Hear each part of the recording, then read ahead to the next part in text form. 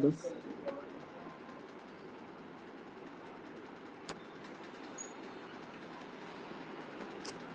Hello.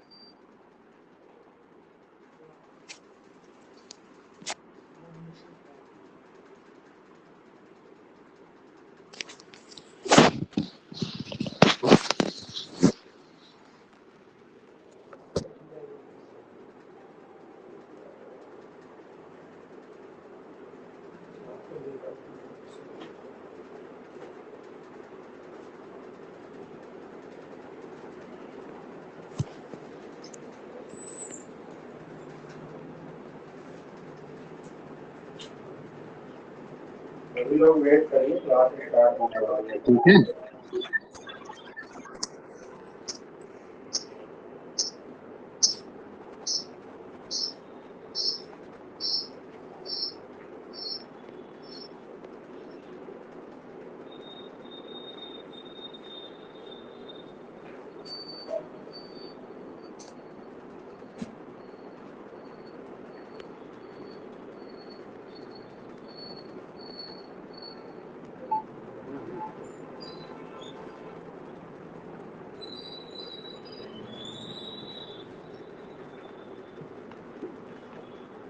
आवाज सबको आ रही है? जी सर, आवाज आ रही है सर। ओके ओके ओके, तो बस सब स्टार्ट करते हैं। आज हमें पढ़ना यूटिलिटी।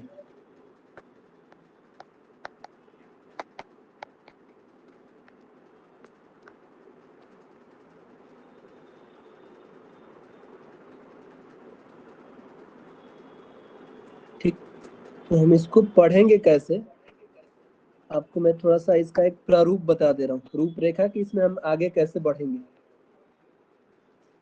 सबसे पहले हम आपको यूटिलिटी को डिफिनेशन बताएंगे यूटिलिटी का। सर जी आवाज धीरे आ रही है सर आपकी।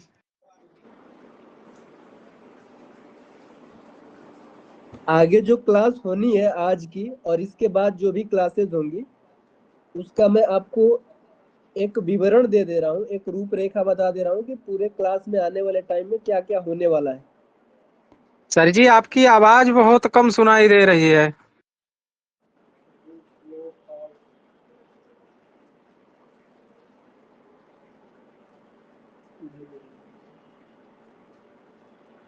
अब आवाज सही है? जी सर। तो मैं आगे आने वाली जो भी क्लासेस हैं या अभी जो आपको पढ़ाया जाएगा, तो आपको मैं एक चार्ट दे दे रहा हूँ कि आगे क्या क्या चीजें आपको पढ़ना है इसमें। ठीक है?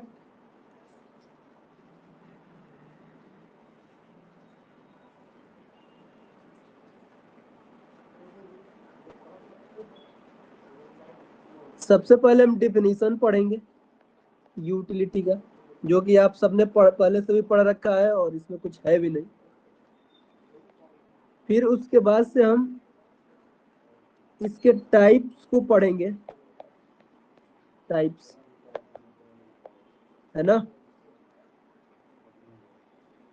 तो यूटिलिटी के जो टाइप्स हैं उसमें आपको पता ही है, टोटल यूटिलिटी होता है, मार्जिनल यूटिलिटी होता है और इसके अलावा एवरेज यूटिलिटी होता है। इसको पढ़ेंगे। फिर इसके बाद से हम यूटिलिटी का क्लासिफिकेशन करेंगे, यानी क्लासिफिकेशन ऑफ यूटिलिटी।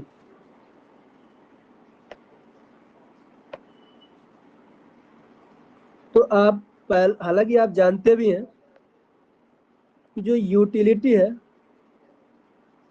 उसको 2 पार्ट्स में क्लासिफाई किया गया है। जो पहला पार्ट है आपका कार्डिनल अप्रोच है,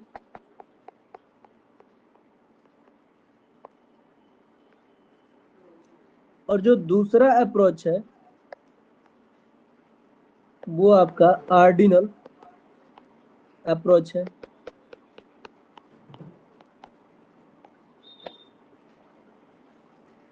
फर्दर जो कार्डिनल अप्रोच है वो 2 हेड्स में क्लासिफाइड है, डिमिनिशिंग मार्जिनल यूटिलिटी। जो काम किस पे करता है? सिंगल गुड पे। किस पे? सिंगल गुड पे, सिंगल गुड्स पे काम करता है। ठीक है। डिमिनिशिंग मार्जिनल यूटिलिटी का जो कंसेप्ट है आया कब है? 1854 में। इसके अलावा जो कार्डिनल अप्रोच है उसमें आपको इक्वी मार्जिनल यूटिलिटी भी आगे पढ़नी होगी। ये मल्टी गुड्स पे बेस्ड होता है। किस पे बेस्ड होता है? मल्टी गुड्स अप्रोच है। डिमिनिशिंग मार्जिनल यूटिलिटी और इक्वी मार्जिनल यूटिलिटी दोनों कंसेप्ट को दिया किसने है? गोसेन ने दिया है।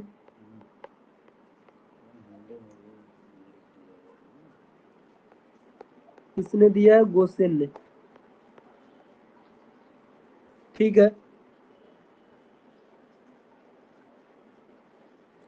जो ऑर्डिनल अप्रोच होता है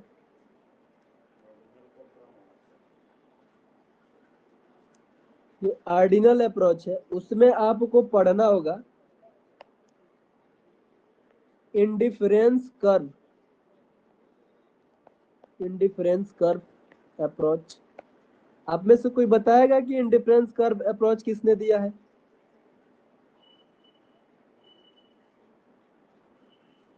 क्या कोई बताएगा किसने दिया है? आप में से अगर कोई बताना चाहे कि इंडिफरेंस कर्व अप्रोच किसने दिया है तो वो बता सकता है। जो इंडिफरेंस कर्व है वो 1934 में 1881 सर जी, 1881 में एजवर्थ ने दिया था, फिर हिक्स हेंसन ने दिया है सर 1934 में। हिक्स एलन दिया, बिल्कुल हेंसन नहीं सर। बिल्कुल बिल्कुल बिल्कुल आप सही बता रहे हैं, एकदम 100%। तो जो ऑर्डिनल अप्रोच है उसमें आपको इंडिफरेंस कर्व थ्योरी पढ़नी है। फिर आगे चल के आपको इसमें पढ़ना है रिवील्ड प्रेफरेंस थ्योरी। कौन सा? रिवील्ड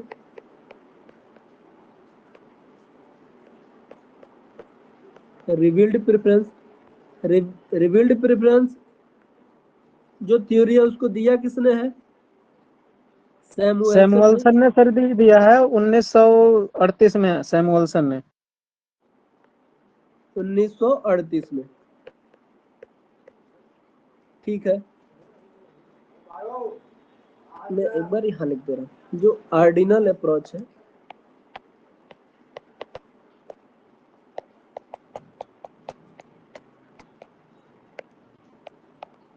इसमें आपको पढ़ना है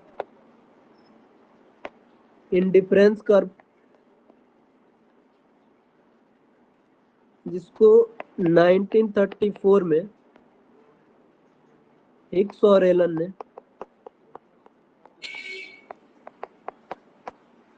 एलन ने दिया है। जो दूसरा अप्रोच है रिबिल्ड प्रेफरेंस थ्योरी,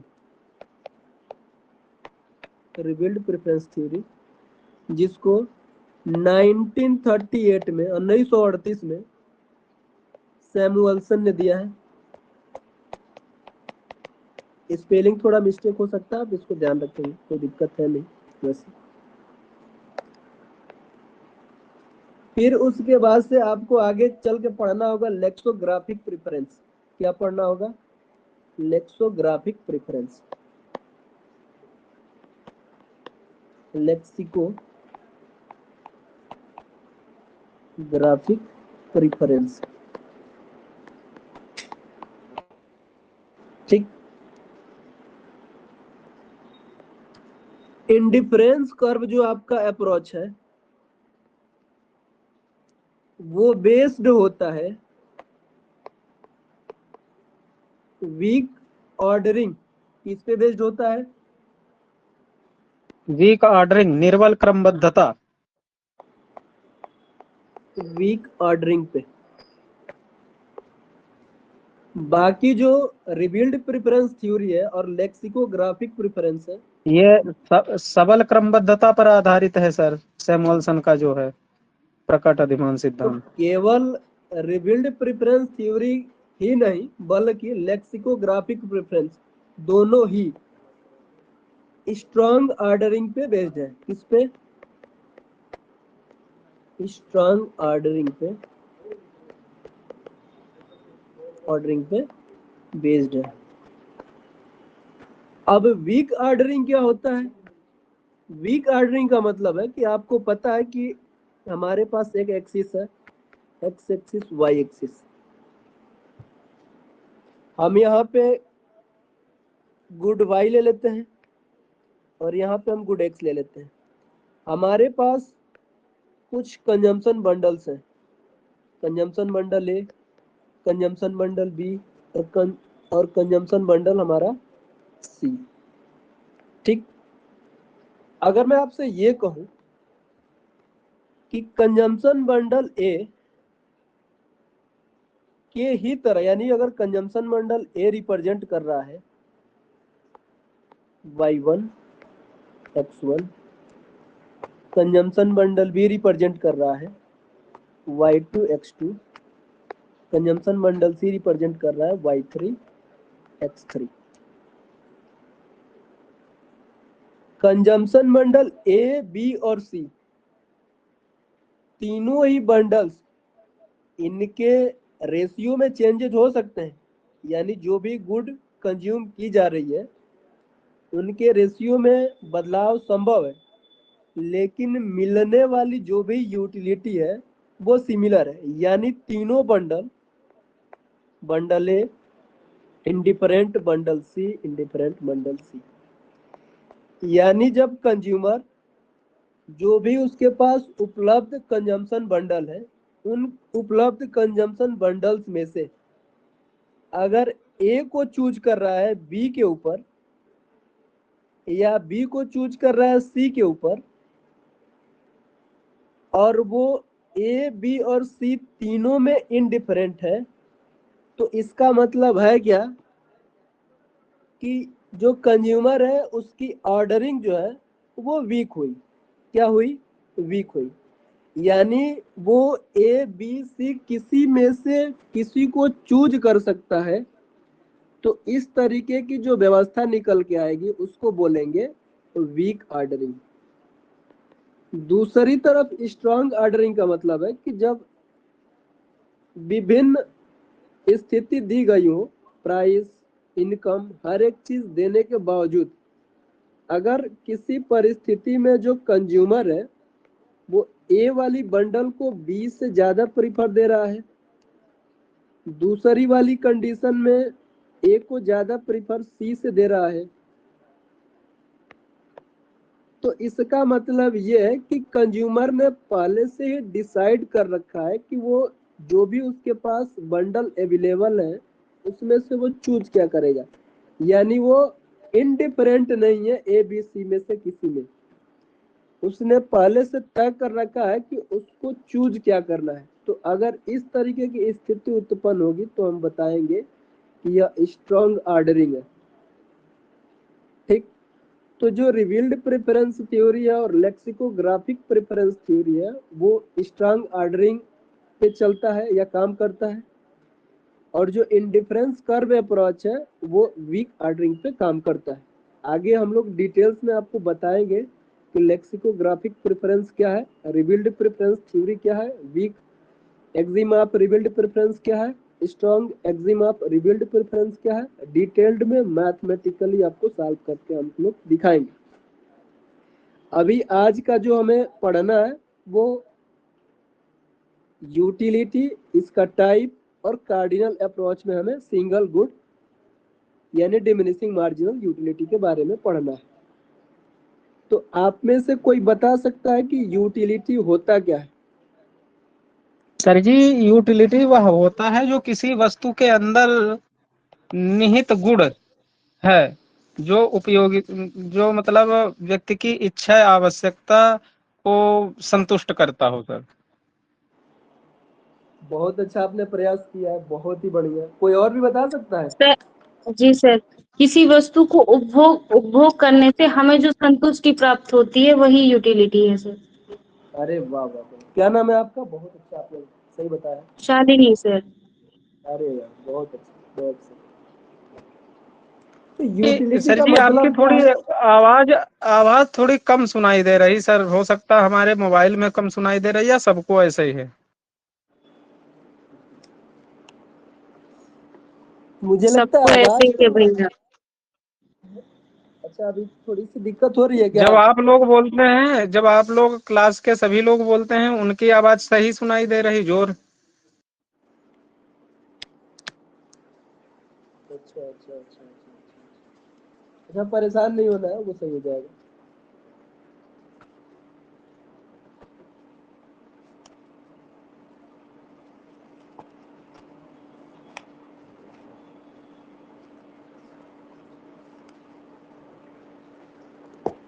तो अब आवाज सही आ रही है? चलिए सर जी, हम समझ लेंगे। अरे आवाज तो आनी चाहिए ना, बाकी चीजें तो समझ आ रही है ना, क्या लिखा जा रहा है उसका मतलब क्या है? बिल्कुल बिल्कुल सही सर सब। अच्छा, बहुत अच्छा, ठीक ठीक। तो यूटिलिटी का जो मतलब है कि कोई भी आप गुड कंज्यूम करेंगे और उससे जो आपको सेटिस्फेक्टेशन मिलता है उसी को हम क्या बोल देते हैं? यूटिलिटी। यानी आपने कोई गुड कंज्यूम किया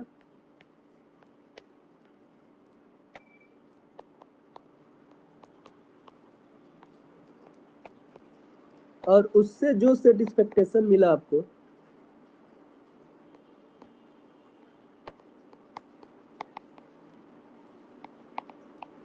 उसी को हम क्या बोल देते हैं? यूटिलिटी बोल देते हैं।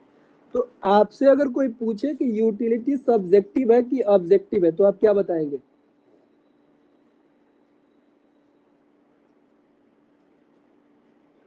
तो यूटिलिटी नेचर में है क्या? सब्जेक्टिव। ठीक, अब आते हैं थोड़ा सा यूटिलिटी के हिस्टोरिकल डेवलपमेंट पे विचार करते हैं। किस पे? हिस्टोरिकल डेवलपमेंट पे।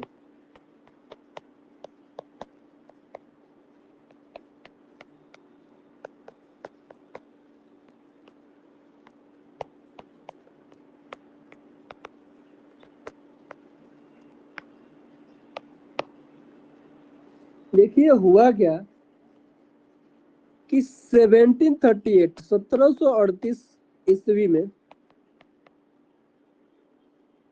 डेनियल बर्नौली एक अर्थशास्त्री थे जो सेंट पीटर्स पैराडॉक्स को सॉल्व कर रहे थे।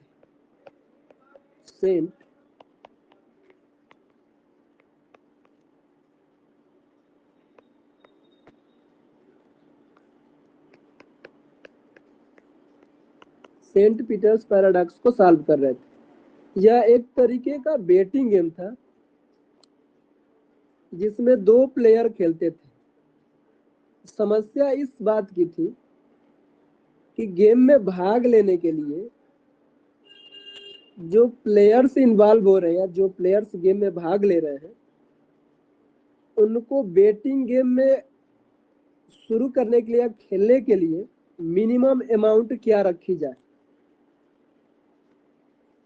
जैसा आपने बेटिंग गेम देखा होगा कि उसमें खेलने के लिए कुछ अमाउंट रखा जाता है, तो यहाँ पे ये तय करना था कि वो मिनिमम अमाउंट होना क्या चाहिए।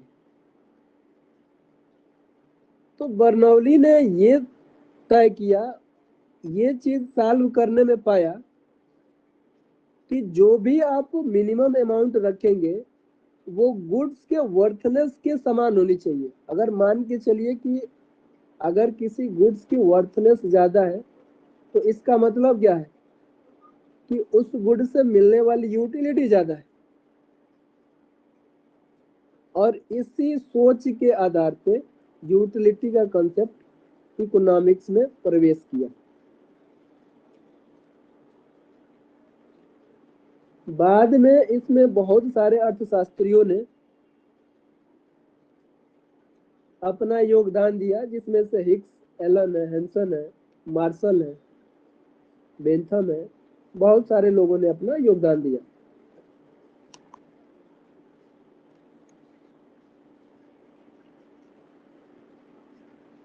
बैकग्राउंड आपको थोड़ा समझ में आया होगा कि यूटिलिटी कैसे शुरू हुआ, कंसेप्ट आया कैसे। जी सर बिल्कुल।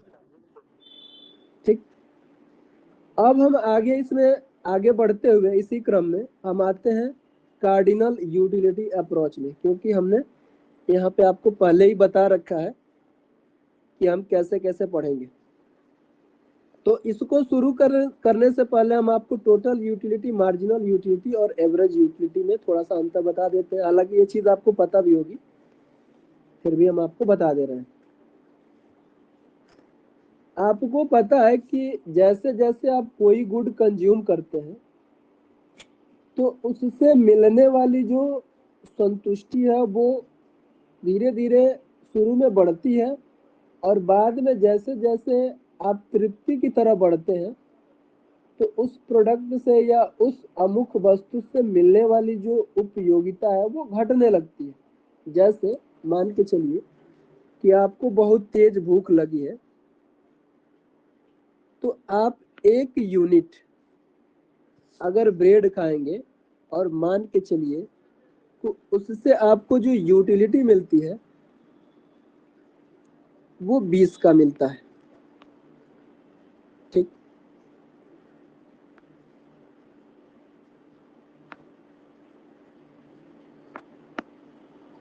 Unit, total utility, marginal utility, और इधर हमने रख दिया आपका एवरेज यूटिलिटी। तो हमें बहुत तेज से भूख लगी है और हमने 1 यूनिट जैसे ही कंज्यूम किया तो हमें टोटल यूटिलिटी जो है वो 20 यूटिल्स का मिला। जो कार्डिनल अप्रोच है, जो कार्डिनल अप्रोच है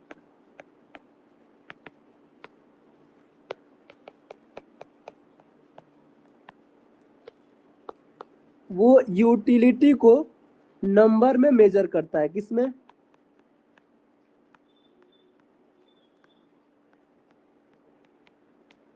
नंबर में मेजर करता है। और इसको मेजर करने के लिए एक हाइपोथेटिकल यूनिट है। क्या है? हाइपोथेटिकल यूनिट, जिसे यूटिल्स नाम दिया गया। क्या नाम दिया गया? यूटिल्स। तो मान के चलिए कि आपने 1 यूनिट कंज्यूम किया तो उसे टोटल यूटिलिटी 20 यूटिल्स का मिला। तो उसी टाइम जो मार्जिनल यूटिलिटी आपकी निकल के आएगी वो भी क्या हो जाएगी? 20 हो जाएगी। और एवरेज तो आप बचपन से जानते ही हैं, एवरेज यूटिलिटी कैसे निकाला जाता है। तो एवरेज किसी भी चीज का आप कैसे निकालते हैं कि उसका जो भी योग है और किस यूनिट पे उसका उतना योग बन के आया है। तो 1 यूनिट पे 20 आया है, यानी हो क्या जाएगा? 20। फिर उसने जैसे ही दूसरा यूनिट कंज्यूम किया तो उसको यूटिलिटी कितना मिला? 36।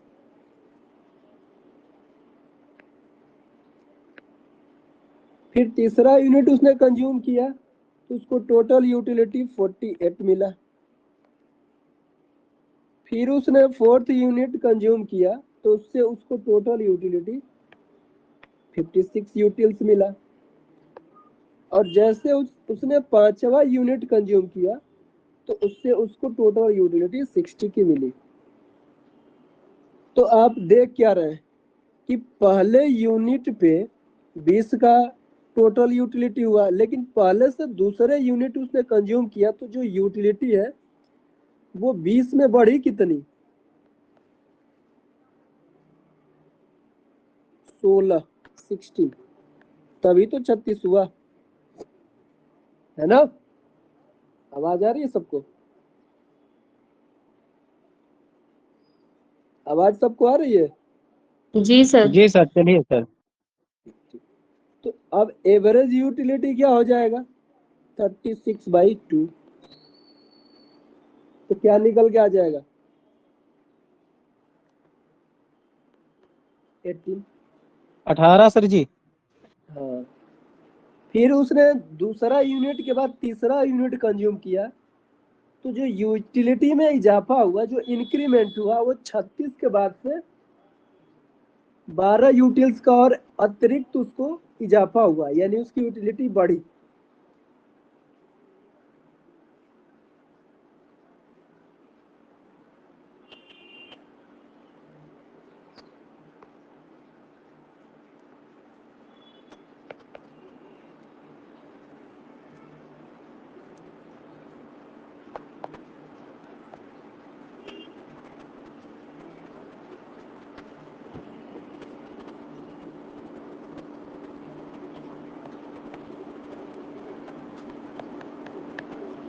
फिर उसने फोर्थ यूनिट कंज्यूम किया तो जो टोटल यूटिलिटी है वो 56 आई, यानी 12 में, यानी जो ये 48 आया है इसमें और कितना एडिशनल इंक्रीमेंट हुआ है,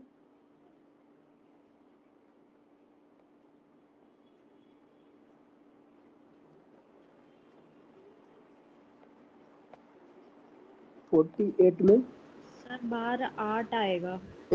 8 का आया, ठीक। उसके बाद से इसने फिफ्थ यूनिट जैसे ही कंज्यूम किया, अरे ये 8 का आया, इसके बाद से 4 आया, यानी 56 + 4, ठीक है। अब यहाँ से एवरेज यूटिलिटी आप निकालोगे,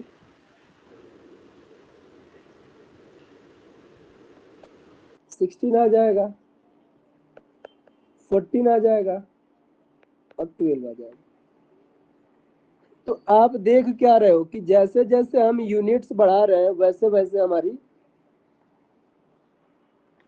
टोटल यूटिलिटी तो बढ़ रही है, लेकिन जो मार्जिनल यूटिलिटी है वो भी तेजी से घट रही है, एवरेज यूटिलिटी भी तेजी से घट रही है।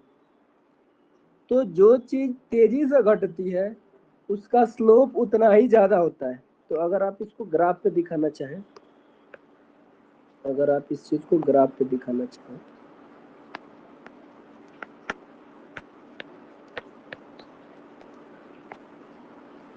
तो मार्जिनल यूटिलिटी बहुत तेजी से घट रही है। तो जो मार्जिनल यूटिलिटी का स्लोप आएगा वो क्या आएगा,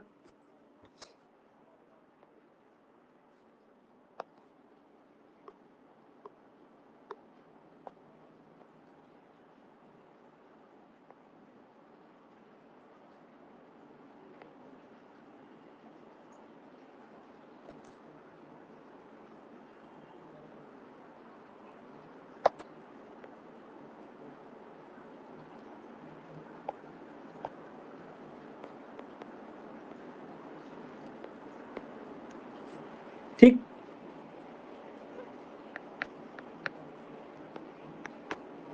जो चीज तेजी से घटती है उसका जो स्लोप होता है वो उतना ही तीक्ष्ण होता है।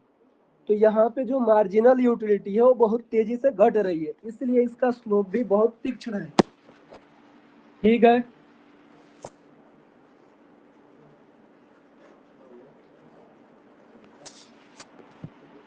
अब तो ये रहा total utility, marginal utility, average utility, और ये इसका स्लोप रहा। अब चूंकि ये चीज आप पहले से पढ़ते हुए आ रहे हैं, जानते हैं, तो इसमें कोई बड़ी बात नहीं है। अब आगे शुरू करते हैं कार्डिनल यूटिलिटी थ्योरी।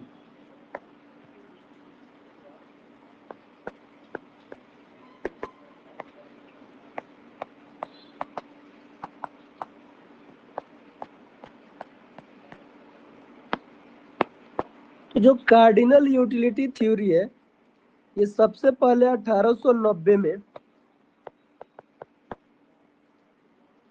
दिया किसने है? अल्फ्रेड मार्शल ने। किसने दिया मार्शल है? ने सर। Alfred Marshall. किस किताब में दिया है?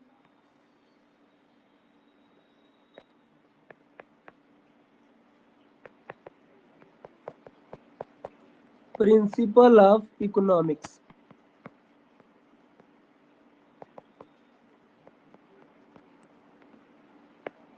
प्रिंसिपल ऑफ इकोनॉमिक्स में अल्फ्रेड मार्शल ने 1890 में कार्डिनल यूटिलिटी थ्योरी अप्रोच को दिया। इस थ्योरी में सिंगल प्लस मल्टीपल गुड की बात की जाती है।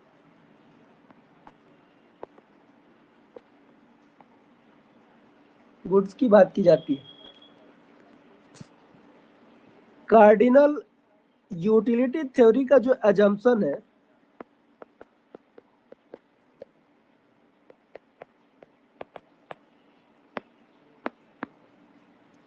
वो एक एक करके देखते हैं। सबसे पहला जो अजम्पशन है वो रेशनैलिटी का है।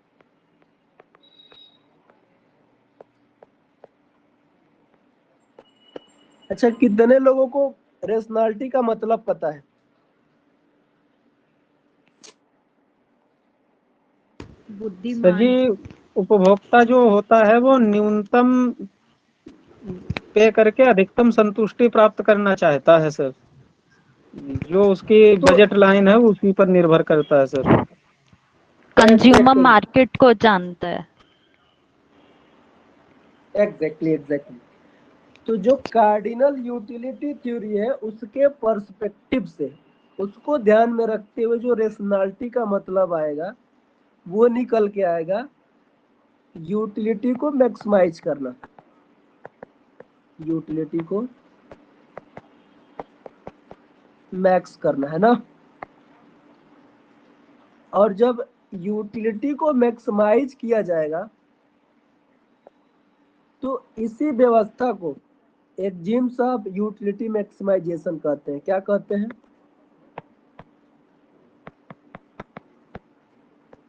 एक्जिम्स ऑफ यूटिलिटी मैक्सिमाइजेशन।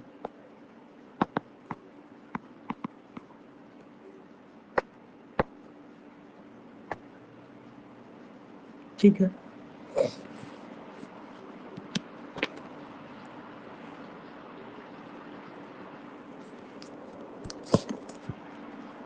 अच्छा, दूसरी चीज, जो दूसरा इनका एक्जिम्स है, जो एजम्पशन है, कार्डिनल यूटिलिटी।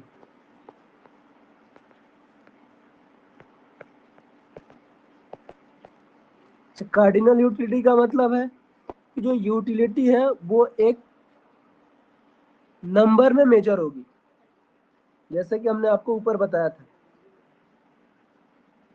अब यूटिलिटी मेजर का दो अर्थ है।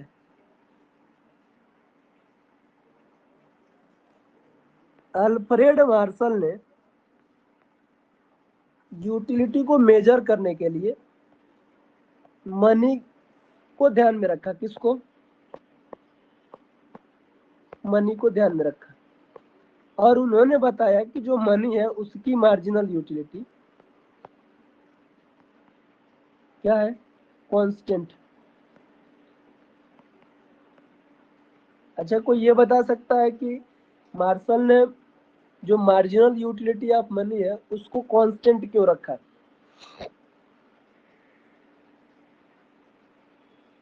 सर जी कांस्टेंट इसलिए रखा कि मुद्रा की जो उपयोगिता है हर समय बराबर ही रहती है, क्योंकि कोई भी उपभोक्ता उतना ही पे करना चाहता है जो उसकी प्रचलित मजदूरी है, यानी उससे अधिक नहीं मजदूरी पे तो करेगा सर। और मजदूरी तो अलग चीज हो और गई ना। सर इसकी मार्जिनल नहीं सर जी यूटिलिटी मजदूरी कम नहीं कह नहीं रहा, जो होती। उसकी उसका जो वास्तविक जो मार्केट में रेट चल रहा उसी के हिसाब से देना चाहता, अतिरिक्त पे नहीं करेगा सर।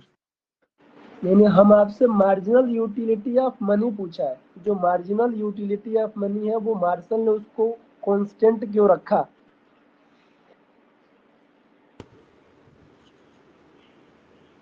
सर क्योंकि एक मनी की मार्जिनल यूटिलिटी किसी भी व्यक्ति की कम नहीं होती है। उसके पास जितना पैसा आता है उसको और पैसे की चाह होती है। ऐसा नहीं होता कि पैसा आ गया तो उसको उसकी यूटिलिटी कम हो जाए उसकी। अच्छा, जो अब वो आप ये एक कहते हैं चीज कि हमें जो ये 10 रुपए से, जो 10 रुपए से सेटिस्फेक्शन मिल रहा है तो वो 11 रुपए से भी वही सेटिस्फेक्शन मिलेगा। अच्छा अच्छा, तो आप हमें ये बताइए कि मान के चलिए आपके पास 100 रुपए है और कोई वस्तु आप खरीद रहे हैं, उसकी कीमत 5 रुपए है। किसी कारणवश वस्तु की प्राइस घट गई तो जो आपका रियल इनकम है वो तो बढ़ जाएगा। तो आमतौर पे जो मार्जिनल यूटिलिटी का कंसेप्ट वो क्या बताता है कि जो चीज आपके लिए ज्यादा होती जाएगी रिस्पेक्टिवली उससे मिलने वाली जो यूटिलिटी है वो रिड्यूस होने लगती है ना? जी सर, जो वस्तु हमारे पास होती है उसकी हम लोग कदर कम करते हैं, और जैसे जैसे उसका दुर्लभता का गुण आता है तो हम उसकी मांग अधिक करना शुरू कर देते हैं सर। यहीं पे मांग का अब नियम भी सर काम करने लगता है। अब इस केस में कार्डिनल यूटिलिटी अप्रोच में मार्शल ने जो constant marginal utility of money इसलिए रखा है क्योंकि वो किसी भी प्रोडक्ट के यूटिलिटी को मेजर करने के लिए उसके पास एक स्ट्रिक्ट और एग्जैक्ट स्टैंडर्ड चाहिए था जिससे वो किसी भी चीज को माप सके। अब मान के चलिए कि आपकी हाइट को मापना है हमें, और हमारे पास एक गेज है, एक इंची है, एक टेप है, जो भी है, और उसी की वैल्यू घटती बढ़ी रहेगी तो फिर हम मेजर कैसे करेंगे? तो उसने वस्तुओं से मिलने वाली यूटिलिटी को मापने के लिए जो मार्जिनल यूटिलिटी ऑफ मनी है उसको इसीलिए कांस्टेंट रखा ताकि उसको मापने में आसानी रहे कि इस प्रोडक्ट से इतना हमें यूटिलिटी प्राप्त हुई। आई बात समझ में? जी सर आ रहा है।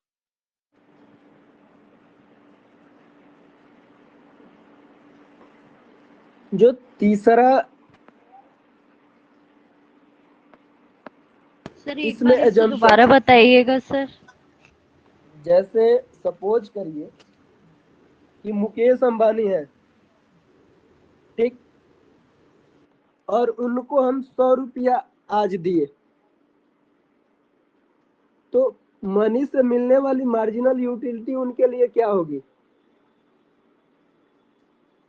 सर जी कहने का मतलब जो ये है कि जो व्यक्ति धनी है उसके लिए 100 रुपए की वैल्यू कम लगेगी, और वही व्यक्ति जो गरीब है या उसके पास उत्पादन के साधन कम है, पैसा रुपया कमा नहीं पाता, उसके लिए 100 रुपए एक दुर्लभ हो जाएंगे सर जी। इस कारण देखो ये बात यह है सीमांत। कि सोसाइटी में डिफरेंट इनकम लेवल के लोग रहते हैं।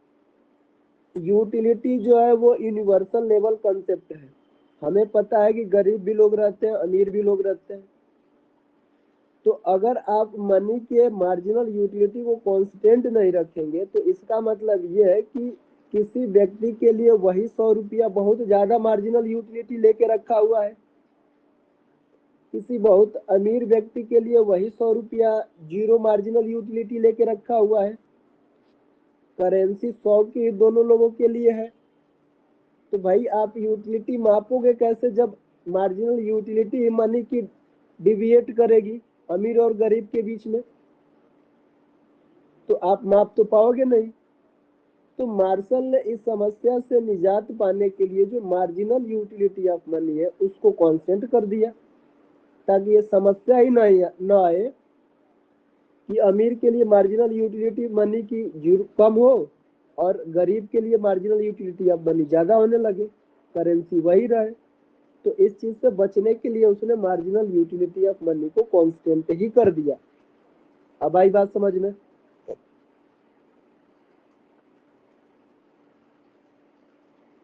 आ गई बात समझ में?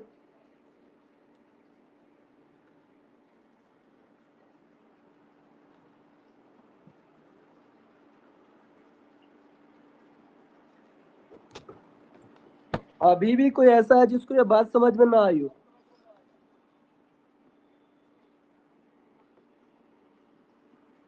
आगे बढ़े।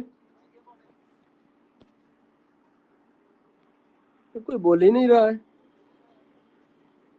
अभी आगे बहुत मटेरियल है। जी समझ सर, गया सर। आगे। अब बात पता चल गई ना कि मार्जिनल यूटिलिटी ऑफ मनी क्यों कांस्टेंट रहती है। जी। चलिए आगे बढ़ते हैं। अब आते हैं तीसरे एजम्पशन में, डिमिनिशिंग मार्जिनल यूटिलिटी।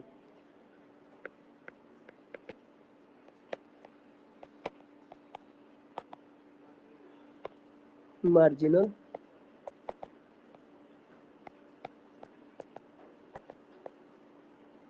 आपको पता है कि जो डिमिनिशिंग मार्जिनल यूटिलिटी है वो हमें क्या बताती है कि जैसे जैसे आप किसी एक ही प्रकार की वस्तु का उपभोग बढ़ते क्रम में करते जाएंगे तो उससे मिलने वाली जो अतिरिक्त यूटिलिटी है वो घटती जाती है। ये आप बचपन से पढ़ते हुए आ रहे हैं।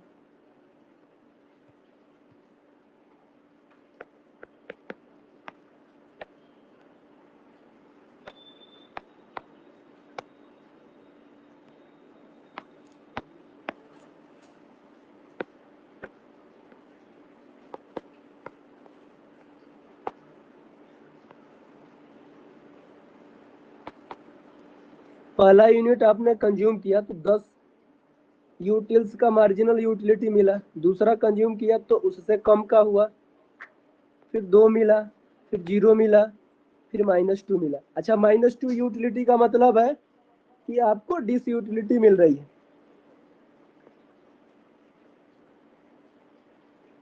तो हमने सर जी एक्स ऊपर एक्सिस क्या पे लिखा था देख नहीं पाया सर, थोड़ा पेज नीचे खिसका दीजिए।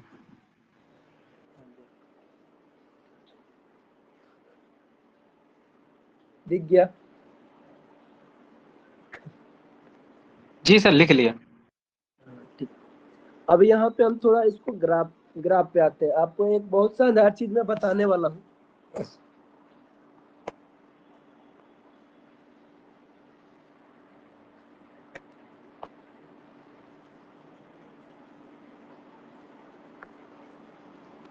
ये एक्स एक्सिस आपका, ये वाई एक्सिस है। ये आपको पता है कि वाई एक्सिस पे आप ऊपर की तरफ जाएंगे तो वैल्यू पॉजिटिव होती है और नीचे की तरफ आप आएंगे तो वैल्यू निगेटिव होने लगती है। और ठीक एक्स एक्सिस के साथ भी ऐसा ही होता है। हमने इसको 10, हमने यहाँ पे मार्जिनल यूटिलिटी रखा, यहाँ पे हमने क्यू एक्स रखा। अच्छा, कोई बताएगा कि हमने वाई एक्सिस पे मार्जिनल यूटिलिटी को क्यों रखा, क्यों नहीं एक्स एक्सिस पे रखा?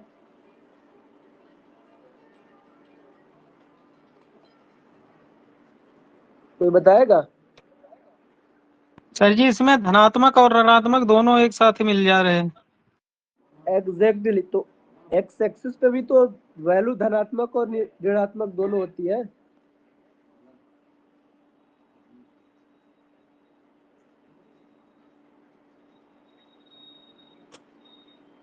देखिए, आप एक चीज हमेशा सर, याद क्योंकि रखिएगा। मार्जिनल यूटिलिटी घटती हुई होती है ना सर, इसलिए। एग्जैक्टली घटती हुई होती है। दूसरी चीज कि हम कभी भी जो वेरिएबल जिसका हमें इफेक्ट पता करना होता है, यानी अगर आपसे हम कहें कि marginal utility is a function of Q X, यानी marginal utility of X is a function of cube X, यानी जो भी मार्जिनल यूटिलिटी आपको डिराइव होगी मिलेगी वो क्वांटिटी के बेस पे मिलेगी। वो किसका फंक्शन है? क्वांटिटी का है। तो क्वांटिटी में आप तब्दीली लाएंगे तो आपको मार्जिनल यूटिलिटी में तब्दीली आएगी। तो जो रिजल्ट आता है उसको वाई एक्सिस पे डिनोट करते हैं। यानी कहने का मतलब कि जो इंडिपेंडेंट वेरिएबल है उसको एक्स एक्सिस पे रखेंगे और जो डिपेंडेंट वेरिएबल है उसको हमेशा वाई एक्सिस पे रखेंगे। ये चीज आप हमेशा याद रखिएगा। तो जब हमारे पास क्वांटिटी 1 यूज कर रहे थे तो हमें 10 यूटिल्स का यूटिलिटी मिल रहा था।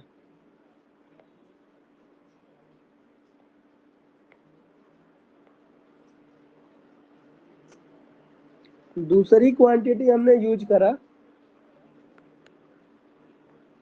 तो हमें 6 यूटिल्स का यूटिलिटी मिला। तीसरा हमने यूज करा 2 का मिला।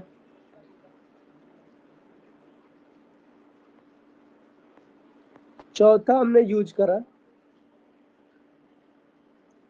तो हमें 0 का मिल गया। और जैसे ही हमने 5वां यूज करा तो हमें -2 का मिल गया।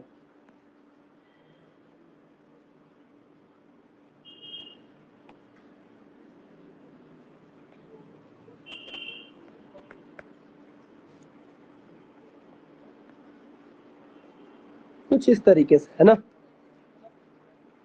तो निगेटिव यूटिलिटी का मतलब है कि आप किसी चीज को अधिक इंजेक्ट करोगे तो उसे डिसयूटिलिटी मिलेगी, है ना।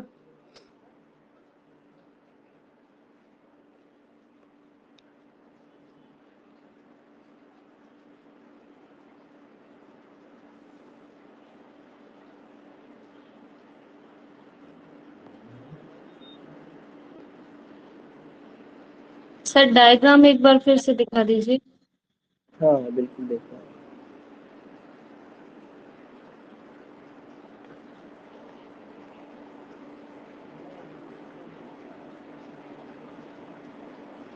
हो गया सर।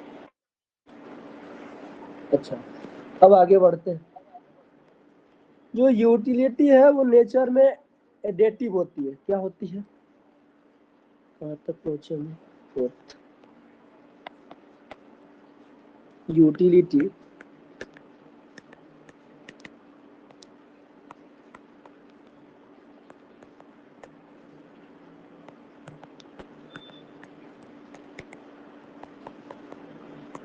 सर जी ये बात नहीं समझ पाए कि जो उपयोगिता होती है नेचर में सब्जेक्टिव होती है ऑब्जेक्टिव होती है, इसका मतलब नहीं समझ पाए क्या इसका मतलब अच्छा है। अच्छा अच्छा अच्छा अच्छा, आप देख लीजिए सब्जेक्टिव।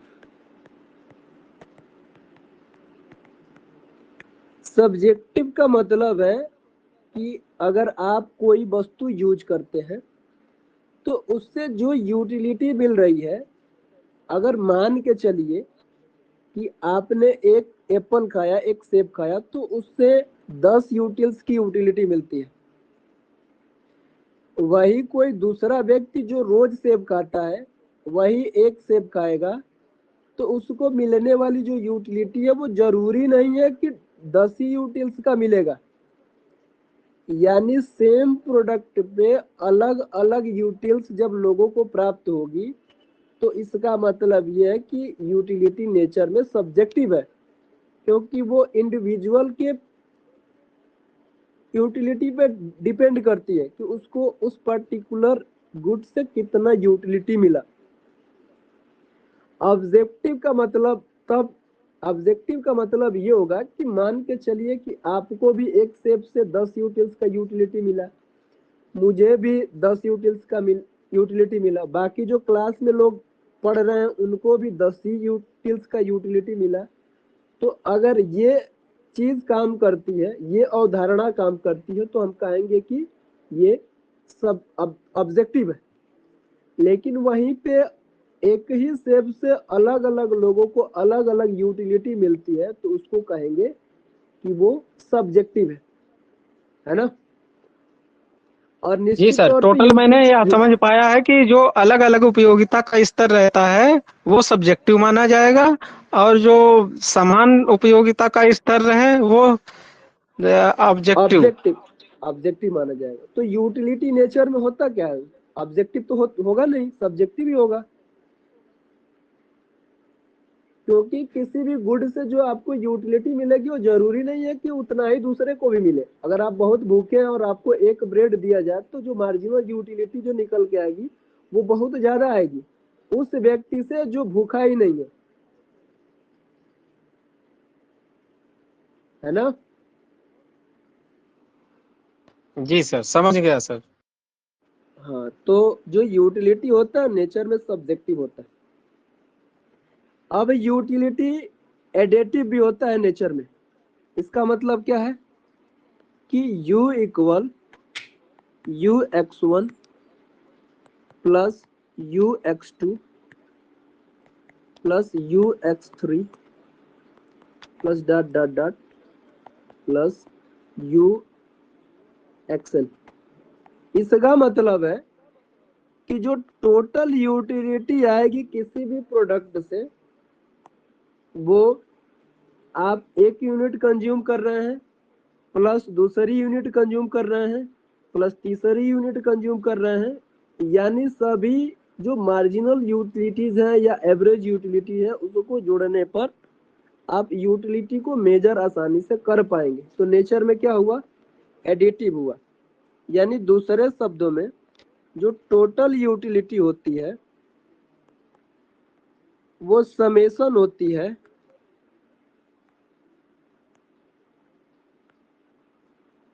किसका, मार्जिनल यूटिलिटी ऑफ एक्स।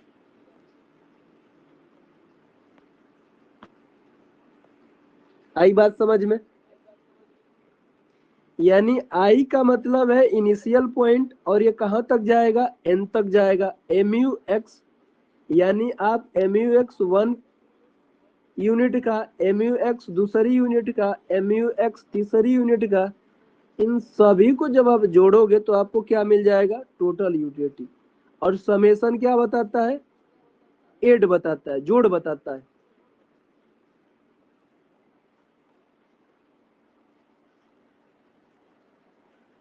ठीक, तो ये इसके कुछ इंपॉर्टेंट एजम्पशंस हुए। अब आगे पढ़ते हैं इसी क्रम में law of diminishing marginal utility.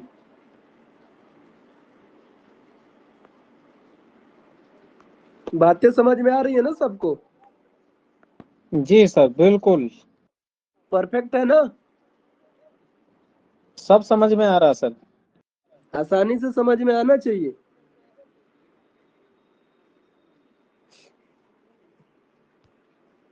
सही है ना? सभी लोग बताया करो, मैसेज जी से भी जी तो बोल सर, आ सकते रहा हो। समझ में।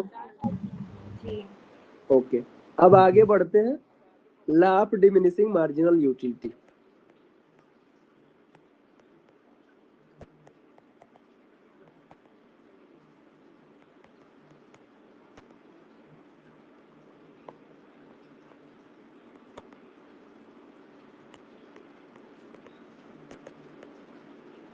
शार्ट में इसको DMU भी कहा जाता है, इसको गोसेन का फर्स्ट रूल भी या लॉ भी कहा जाता है।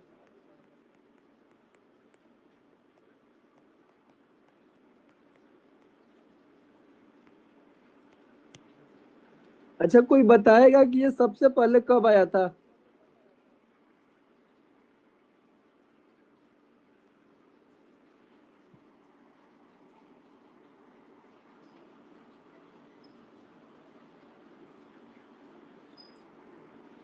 वॉइस वाली समस्या, वॉइस वाली, चलिए वॉइस वाली समस्या धीरे धीरे दूर हो जाएगी। थोड़ा सा टेक्निकल ग्लिच है तो वो उसको हम लोग काम कर रहे हैं, सही कर लेंगे, तो परेशान नहीं होना है। आप ऐसे कॉल करके भी या मैसेज करके ग्रुप में भी पूछ सकते हैं, कोई दिक्कत नहीं है अगर आपको कहीं पे भी कोई दिक्कत हो तो। और इसके लिए आप सबसे क्षमा प्रार्थी है कि आवाज मेरी फिर भी सही नहीं पहुंच पा रही है। नहीं नहीं सर, आ रही है। ठीक आ रही है आवाज। सर जी समझ लेता हूँ क्या कह रहे हैं, लेकिन पंखे अंखा की स्पीड थोड़ी धीमे करनी पड़ती है सर, इस वजह से। अच्छा अच्छा, फैन ऑफ दूर हो करके जाएगा बैठ दूर। जाओ भैया, आ जाएगी आवाज सही से। ईयरफोन भी हो लगा जाएगा, सकते सही हो हैं। जाएगा। आप वैसे ईयरफोन ग्रुप में में भी सही आ रही है। आप ग्रुप में भी मैसेज करके पूछ सकते हैं, या आप पर्सनल भी खैर कोई नहीं हमको। सर जी, काम चल रहा है, आप पढ़ाइए हाँ, सर। ठीक ठीक ठीक ठीक ठीक। तो चलिए आगे ये शुरू करते हैं, ला ऑफ डिमिनिशिंग मार्जिनल यूटिलिटी। अभी तक हमने ये पढ़ा कि जो यूटिलिटी है उसको हम मनी में मेजर कर सकते हैं। किसमें मेजर कर सकते हैं?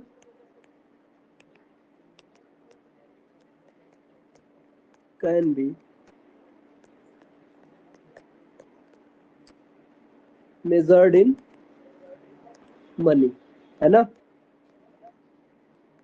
यही तो मार्शल ने बोला था कि भैया अगर हमें यूटिलिटी पता करनी है तो मुद्रा का उपयोग करना ही पड़ेगा, है ना? तभी जी तो हम सर माप बिल्कुल। पाएंगे। और इसीलिए उसने बोला भी था कि मापने के लिए हमें जो मनी है उसकी मार्जिनल यूटिलिटी कांस्टेंट रखनी ही पड़ेगी, कोई दूसरा रास्ता है नहीं। तो आप ये चीज जानते हैं कि जो यूटिलिटी होती है वो किसका फंक्शन होती है? अगर हम कोई गुड एक्स यूज कर रहे हैं तो यूटिलिटी गुड एक्स की तो फंक्शन होगी, है कि नहीं? तो इक्वेशन 1 कर लेते हैं। और जब ये कंसेप्ट अप्लाई होता है, जब ये अवधारणा लागू की जाती है, तो उस समय प्राइस को कांस्टेंट रख दिया जाता है, ताकि हमारे थ्योरी को सॉल्व करने में या डिराइव करने में कोई समस्या ना उत्पन्न। भाई किसी पॉइंट ऑफ टाइम पे प्राइस तो कांस्टेंट ही रहेगी, आप मार्केट में जाके खरीदोगे तो, है कि नहीं? अब जब आप मार्केट में जाके कोई वस्तु खरीदोगे और उसकी प्राइस सपोज करिए कि Px है और आप x यूनिट खरीद रहे हो, तो जो एक्सपेंडिचर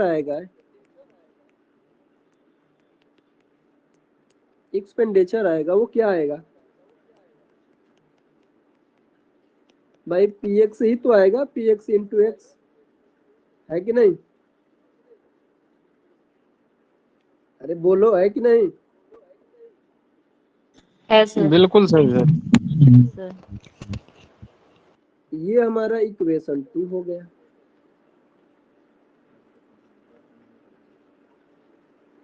तो आप ये चीज जानते हैं कि आप जैसे जैसे x की क्वांटिटी बढ़ाएंगे तो मिलने वाली जो टोटल यूटिलिटी है वो क्या होगी? बढ़ेगी कि घटेगी? घटेगी सर। घटेगी सर। अरे भाई, मार्जिनल यूटिलिटी ना घटेगी, टोटल यूटिलिटी तो बढ़ेगी ना भाई। हाँ जी सर, इनिशियल टोटल फेज में यूटिलिटी टोटल बढ़ेगी, यूटिलिटी तो मार्जिनल बढ़ती यूटिलिटी जाएगी, घटेगी। घटेगी। तो अगर आप कोई कमोडिटी को धीरे धीरे यूज करना बढ़ाएंगे तो जो टोटल यूटिलिटी बढ़ेगी। तो अगर कोई गुड को आप यूज करना बढ़ाएंगे, इसका मतलब कि आप मार्केट से खरीद के ही तो बढ़ाएंगे, तो आप पैसा भी ज्यादा देंगे। तो जब ज्यादा पैसा देंगे तो आपको प्रॉब्लम क्रिएट होगी, तो उससे डिस यूटिलिटी क्रिएट होगी। भाई पैसा खर्चा करेंगे तो यूटिलिटी थोड़ी बढ़ेगी, डिस यूटिलिटी होगी। लेकिन दूसरी तरफ अगर आप वस्तु ज्यादा बाई करेंगे तो उससे यूटिलिटी बढ़ेगी। तो अगर हम आपसे पूछे कि अगर net utility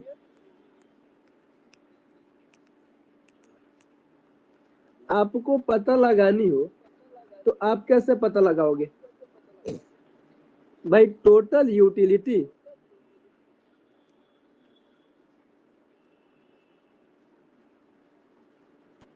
utility minus expenditure. क्योंकि मार्शल ने बोला ही तो है कि टोटल यूटिलिटी को आप मनी के टर्म में माप सकते हैं।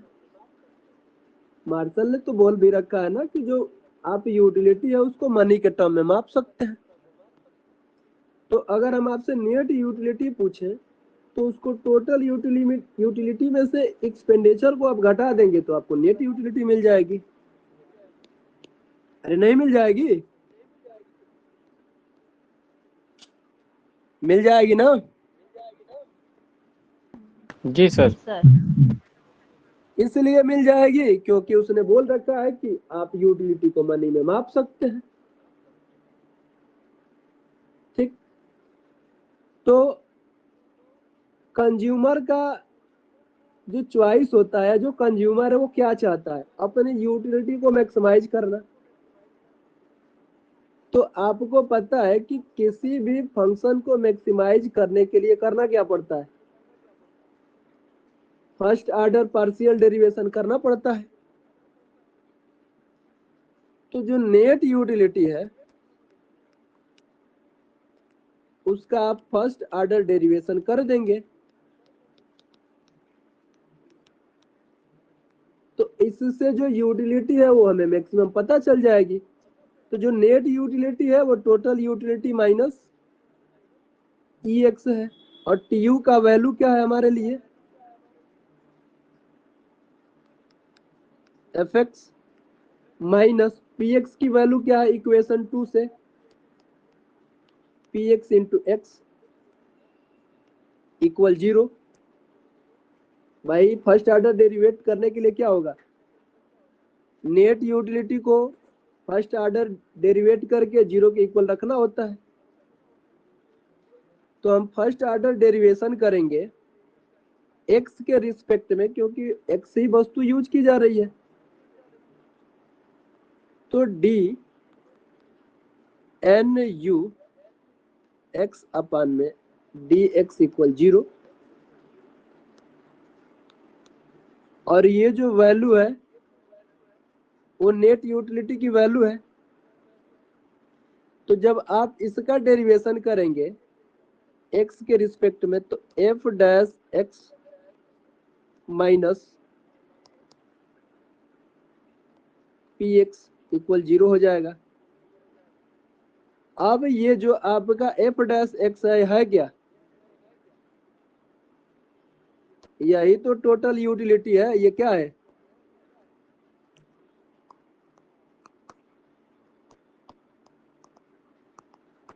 यही तो हमारा टोटल यूटिलिटी है इक्वेशन फर्स्ट से, u इक्वल fx। तो अगर टोटल यूटिलिटी को x के रिस्पेक्ट में डेरिवेट करेंगे तो हमें क्या मिल जाएगा?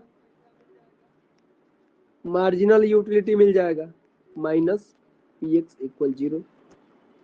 सॉल्व करेंगे तो हमें क्या मिल जाएगा?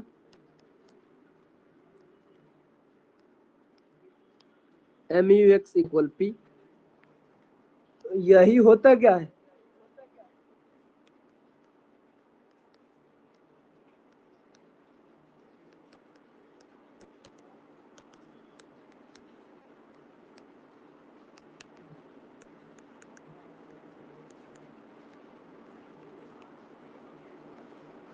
ठीक, आ रही है बात समझ में?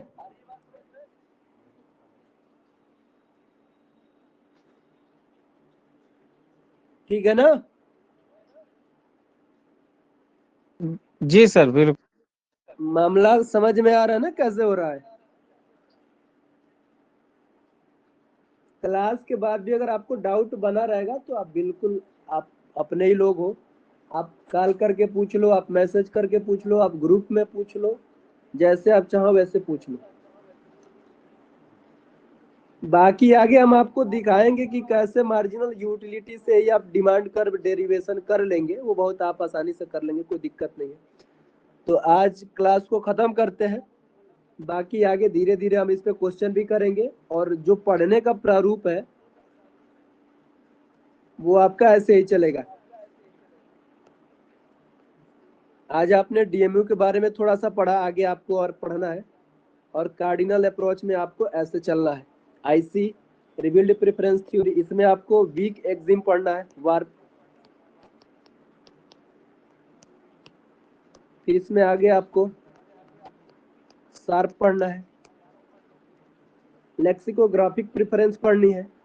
और इससे पहले ऑर्डिनल अप्रोच में आपको बताया जाएगा कि जो एक्जिम्स ऑफ प्रेफरेंस है, जिसमें कंटिन्यूटी है, रिफ्लेक्सिविटी है, इसके अलावा ट्रांजिटिविटी है, कंप्लीटनेस है, ये सारी चीजें हम लोग आपको एक एक करके बहुत आराम से और आपके ही शब्दों में, आपके ही भाषा में आपको बताने का प्रयास किया जाएगा। और निश्चित तौर पे आपको बहुत सर जी ये आराम से लेक्सिकोग्राफिक प्रेफरेंस नहीं जानता हूँ, ये क्या होता है सर, ये थोड़ा अभी बता दीजिए आगे सर। अभी आगे आएगा, मैं थोड़ा सा आपको इसके बारे में बता दे रहा हूँ। लेक्सिकोग्राफिक प्रेफरेंस का मतलब है कि जो कंज्यूमर है, चलिए मैं आपको थोड़ा सा बता ही दे रहा हूँ। जैसे मान के चलिए कि एक कंजम्पशन बंडल हमारे पास ए है,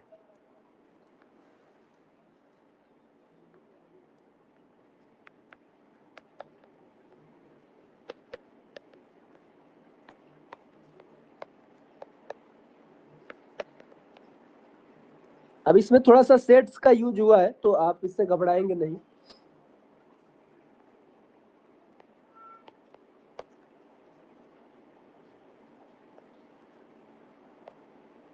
लेक्सिकोग्राफिक प्रेफरेंस ये बताती है कि जब कंज्यूमर मार्केट में जाता है तो उसके पास जो भी इनकम होती है, जो भी उसके पास प्रेफरेंसेस होता है, उसमें से वो उस क्वांटिटी को ध्यान में रख के बंडल्स को बाई करता है जो उसके लिए ज्यादा इंपॉर्टेंस रखती है। यानी अगर ए और बी में आप कंपेयर करेंगे तो 5 यूनिट ए में भी है और 5 यूनिट बी में भी है। डिफरेंस कहाँ पे आ रहा है? 6 में और 3 में, 4 में और 1 में। तो जो कंज्यूमर है वो कोई भी बंडल सेलेक्ट अपने गुड से, जो गुड है उसके बिहेवियर को ध्यान में रखते हुए बाई करेगा। जैसे मान के चलिए कि ये वाइन है, ये ब्रेड है और ये जो आपका बियर है, ठीक। तो जो कंज्यूमर है वो जो उसके लिए सबसे ज्यादा प्रिय, जो सबसे ज्यादा लगाव वाली वस्तु होगी, उसको ध्यान में रखते हुए वो बंडल्स को बाई करेगा। इससे मतलब नहीं है कि बाकी वाले जो गुड्स के अमाउंट ज्यादा है या कम है, इससे उसको मतलब नहीं है। अभी आगे हम आपको समझाएंगे बहुत आराम से एक एक चीज करके। कहने का मतलब सर जी ये रिवील्ड प्रेफरेंस थ्योरी से मिलती जुलती है, कहने का मतलब सर। हाँ बिल्कुल, उसी का थोड़ा सा रिवील्ड प्रेफरेंस में होता क्या है कि जो कंटिन्यूटी वाली एग्जिम्स होती है ना, वो अप्लाई होती है। लेक्सिकोग्राफिक जो प्रेफरेंस है उसमें कंटिन्यूटी की जो एग्जिम्स है वो अप्लाई नहीं होती है, बाकी तो अप्लाई होती है। तो अच्छा आपको सर, अब घबराना समझ नहीं में है, आया सर। घबराना सर नहीं है इसको आप। हिंदी में क्या बोलेंगे सर, ये नया शब्द है मेरे लिए, हिंदी में क्या कहते हैं इसको? लेक्सिकोग्राफिक को हिंदी में हमें मुझे लगता है यही बोला जाता होगा, लेक्सिकोग्राफिक ही बोला जाता है, या कुछ दूसरा शब्द होगा तो आप अपने साइड से भी पता करना। शब्द सर और कोश ये ऐसा, फिर ये प्रेफरेंस किसने दिया था, लेक्सिकोग्राफिक? अब ये आप एक बार पता करना किसने दिया था। जी सर। किसी ने दिया नहीं था बेटा, ठीक है। क्या है कि इसमें लेक्सिकोग्राफिक प्रेफरेंस कहीं ना कहीं ये जो ऑर्डिनल थ्योरी पढ़ते हो आप लोग, उसी का जी पार्ट है, सर। ठीक है। ये एडवांस वर्जन है। हाल फिलहाल में अभी इस बार का जो यूजीसी का एग्जाम हुआ उसमें यहाँ से क्वेश्चन पूछा गया, तो इसको डिटेल में करवाएंगे। थोड़ा सा पेशेंस रखिए आप लोग, ठीक है। मंडे अरे को मिलेंगे तो डिस्कस करेंगे इसके बारे में। अब हम लोग पढ़ा रहे हैं तो आपको एक एक चीज एक्सप्लेन कर देंगे, तो आप लोगों को घबराना नहीं है, थोड़ा सा धैर्य रखना है। और माइक्रो नहीं इंटरनेशनल सर, इकोनॉमिक्स आपका पढ़ाने का तरीका सर मुझे बहुत पसंद आया, बस थोड़ी वॉल्यूम और बढ़ जाए तो और भी सोने पे सुहागा हो जाएगा सर। अरे बिल्कुल बिल्कुल बिल्कुल। बहुत बढ़िया। अभी अवधेश जी की आवाज बुलंद है। अभी आप आगे देखिएगा, फिर मजा तो अब अभी आगे आएगा। अभी तो ये शुरुआत है, अभी सर आप कल पढ़ना है आगे। क्लास? कल बेटा सर ऑफ कल रहेगा, भी ले ठीक है। लीजिए क्लास। ठीक है, मैं कल पढ़ा दूंगा। जी सर, ले चलो लीजिए ठीक है, कल भी कल क्लास। सर जी कल क्लास ले लीजिए, हो भाग्य हमारे। अरे हाँ बिल्कुल सर, बिल्कुल लिंक बनी रहेगी पढ़ने की तो सही रहेगा। ओके ओके ओके क्या बिल्कुल होता है बिल्कुल। सर जी, संडे को हमारी छुट्टी होती है, उसी दिन कंटिन्यूटी होती है सर, तो मन भी ज्यादा लगता है, ना दफ्तर जाना ना कुछ जाना, ये होता है सर थोड़ा। तो क्लास हो जाएगी, कोई दिक्कत नहीं, सेम टाइम पे क्लास रहेगी। Okay, thank you sir. अरे मोस्ट नमस्ते सर वेलकम जी। आप सबका। अरे धन्यवाद। नमस्ते सर। अरे वेलकम, मोस्ट वेलकम। ये बताइए आप लोग, इनकी क्लास कैसी लगी आप लोगों को, समझ में आ रहा है ना? जी सर, अच्छी है सर। हाँ, तो ये सही भी लगी क्लास सर। लेंगे, साथ में क्लास ये भी लेंगे, तो इसलिए इनका भी आप लोग डेली क्लास करिए, छोड़िएगा नहीं। सर माइक्रो इकोनॉमिक्स यही सर पढ़ाएंगे? नहीं नहीं, हम भी पढ़ाएंगे माइक्रो, ये भी पढ़ाएंगे माइक्रो, सब कुछ पढ़ाएंगे ये भी। जी सर। ठीक है बेटा, ओके, चलिए मिलते हैं जी कल। सर। जी जी सर।